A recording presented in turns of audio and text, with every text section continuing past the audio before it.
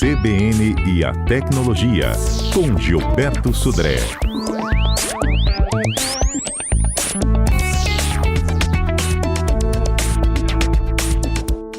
Gilberto Sudré, bom dia.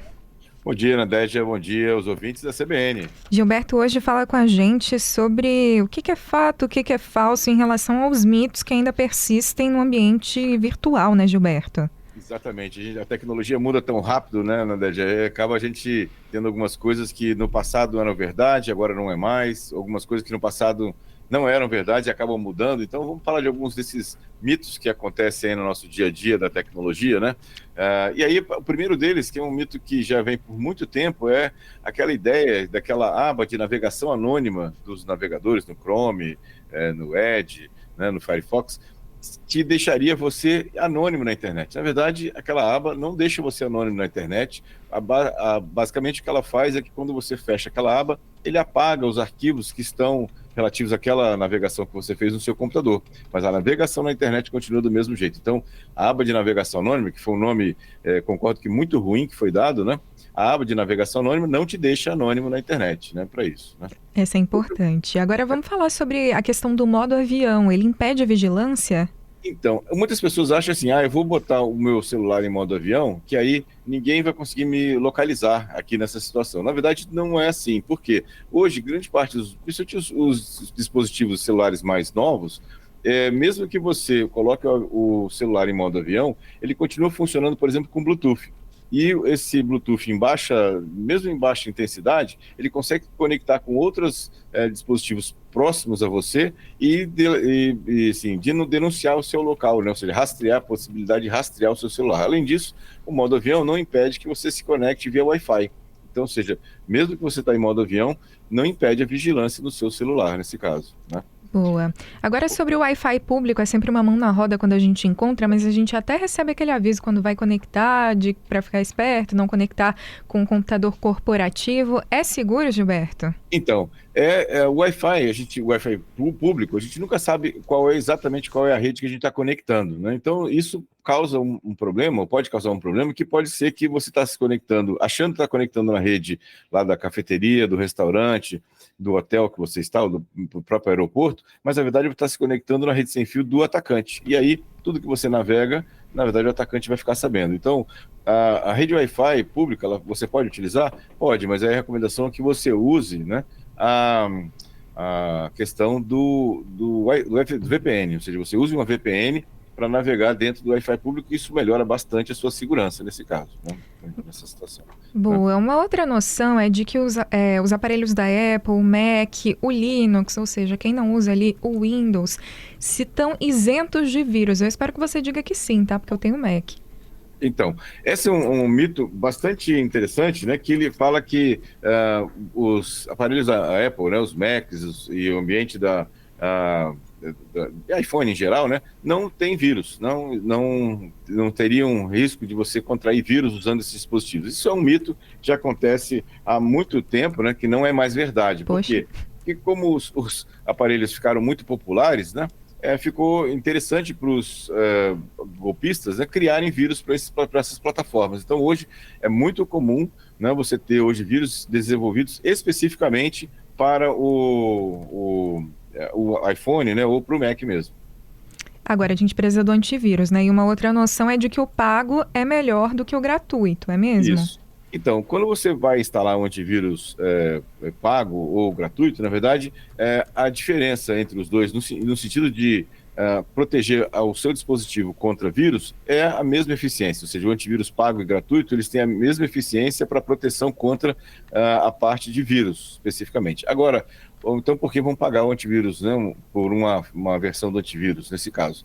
Porque o antivírus pago, ele tem outras ferramentas de proteção que não só a proteção contra o vírus. Na verdade, ele tem a proteção contra o ambiente de spam, né, a parte de navegação segura, denúncia de sites que são fraudulentos, ou seja, alguns antivírus têm essa situação, inclusive alguns antivírus pagos têm a questão de VPN já embutida nele e a questão de cofre de senhas, que a gente fala aqui bastante sobre isso, como proteger suas senhas para isso. Então, na verdade, né, o antivírus pago, né, ele tem uma série de vantagens em relação ao gratuito. Inclusive, hoje, os antivírus pagos são com valores bastante baixos, em torno de R$ 50 por ano, você tem uma possibilidade de instalar em até 5 dispositivos. Então, até eu diria que compensa bastante você ter um antivírus pago no seu smartphone, né, para isso. E para terminar esses mitos, vamos falar de uma questão de forma de pagamento, né, que é um tema sensível, porque tem muito golpe, muito temor de golpe também. Boleto, mais seguro que cartão de crédito? Então, o boleto não é mais seguro do cartão de crédito. Por quê? Porque o boleto, uma vez que você pagou, né, imaginar que você caiu num golpe e aí recebeu um boleto e pagou o boleto, vai ser muito difícil você recuperar esse valor, né? Porque o valor já foi transferido para a conta do golpista. Quando você tem um cartão de crédito e você fez um pagamento dessa situação, né, é importante que você pode, na verdade, contestar esse pagamento junto à operadora de cartão de crédito, já que aquilo ali foi provadamente ou comprovadamente um golpe. Então, o cartão de crédito nesse ponto, você consegue ter algum tipo de ressarcimento daquele valor que você pagou indevidamente nessa situação. Lembrando que é importante que você não utilize, né, para essas compras o seu cartão de crédito, o número do seu cartão de crédito original ou oficial, aquele que vem no plástico, né, do cartão. Você pode, aí praticamente todas as operadoras de cartão de crédito hoje, ou aplicativos de instituições financeiras, você pode criar cartões de créditos virtuais. E aí usa esse cartão de crédito virtual para aquela compra especificamente, porque se tiver alguma questão, algum problema em relação a essa compra, você pode bloquear, né, esse cartão especificamente sem impactar nos outros cartões que você tem, ou ter que pedir um outro plástico, né, com outro número para isso. Então fica bem mais tranquilo. Boa, Gilberto Sudré agora conta pra gente o que viralizou. Viralizou. Bom, Nadédia, a notícia da semana, né, claramente foi a volta do X, né, o antigo Twitter, né, voltou a ficar disponível no Brasil depois de uma série de imbrólios lá políticos, né, judiciais, né, entre o X e o governo brasileiro. Agora o ministro Alexandre de Moraes liberou, né, a volta do X. Isso vai demorar um certo tempo, algumas operadoras, inclusive ontem, algumas pessoas entraram em contato comigo falando, mas eu não estou acessando ainda o X. Na verdade, isso demora um pouco. Na verdade, as operadoras estão agora acertando as rotas de acesso ao X no exterior, né, e com isso, em algum momento, a partir de, acredito que hoje, no máximo até amanhã, todas as operadoras vão estar com o canal, né, disponível para acesso ao X.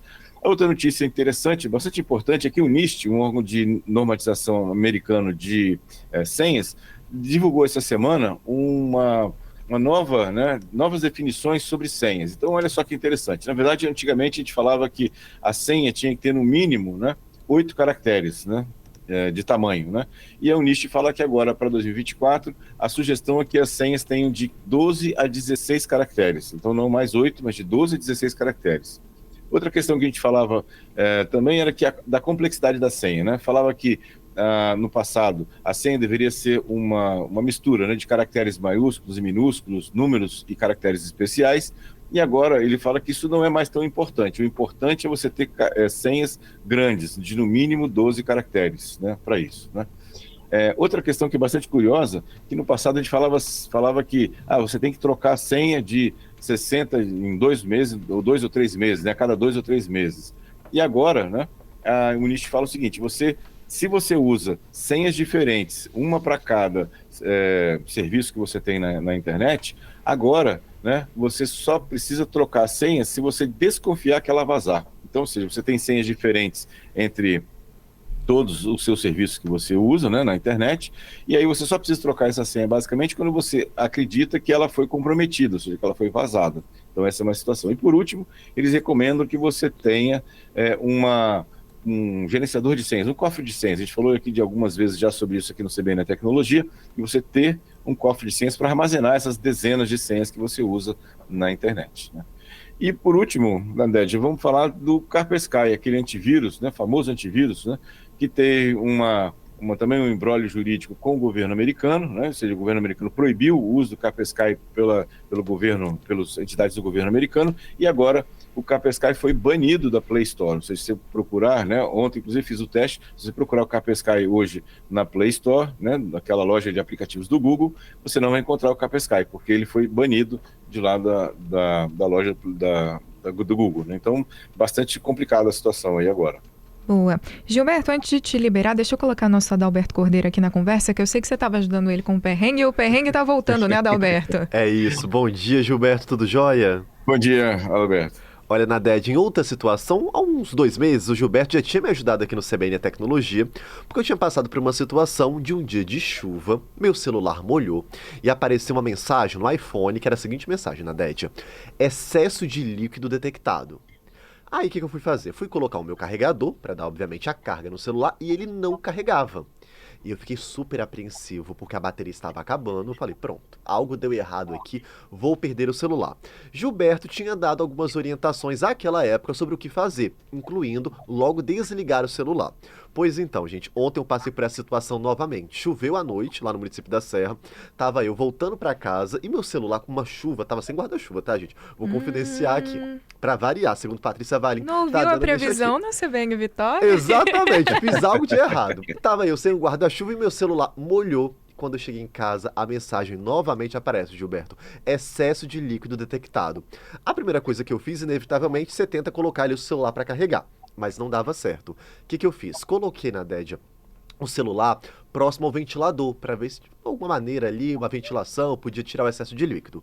Não deu muito certo. Depois o que eu fiz? Segui a dica do Gilberto Sudré, desliguei meu celular.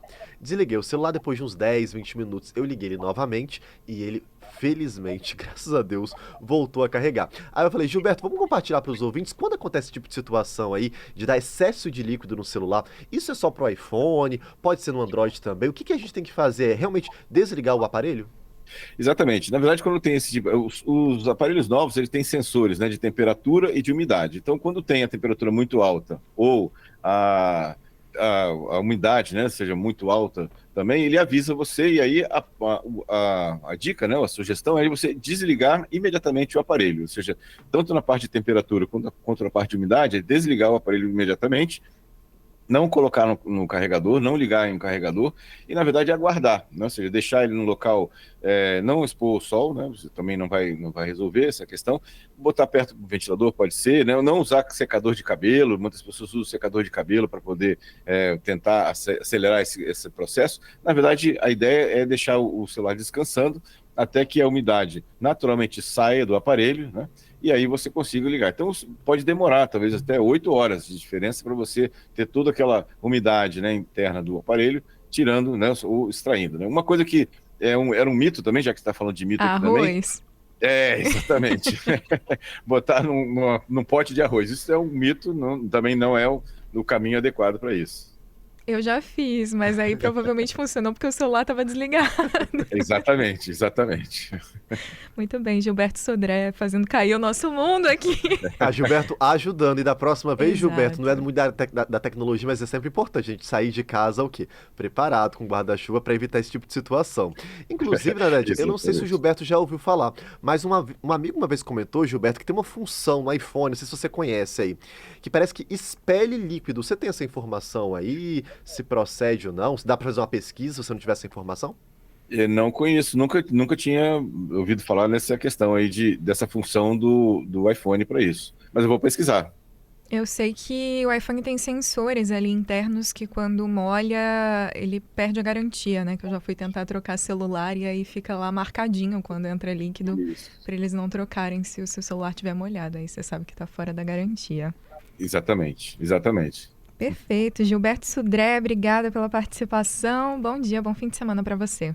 Bom dia, Nadédia, bom dia aos nossos ouvintes, bom dia, Alberto também. Um excelente final de semana para todos. Parece que chuvoso, né? Esse final de semana aqui na cidade de Vitória. E até quarta-feira com mais tecnologia. Até mais.